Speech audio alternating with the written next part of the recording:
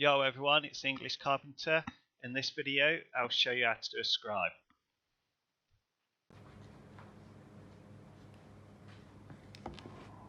Firstly, you want to cut a 45-degree angle on your skirting board. This will give you a line to cut to.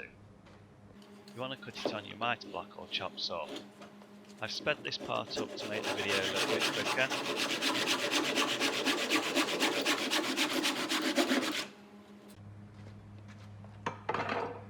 This is the line that you're going to be cutting, so I'm marking it with a pencil so you can see it a lot clearer when you're cutting it with a coping saw.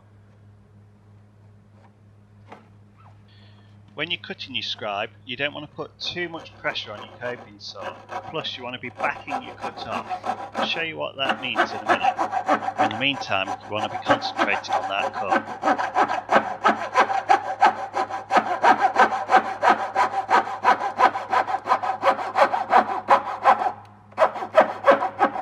I have made other videos on how to fit skirting, so please check those out. Now if this was a taller bit of skirting, you would use a normal saw for this long bit. You'll have to practice these scribes as your first one probably won't go right straight away, even with my tuition.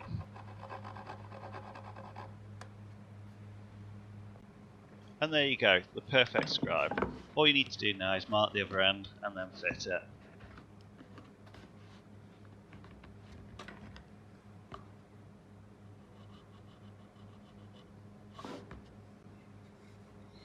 So now I'm going to show you what I mean by backing off. This piece I didn't back off, and as you can see a gap.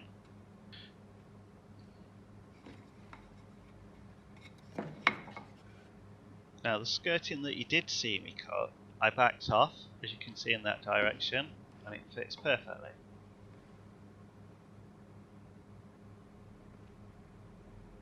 You have been watching The English Carpenter.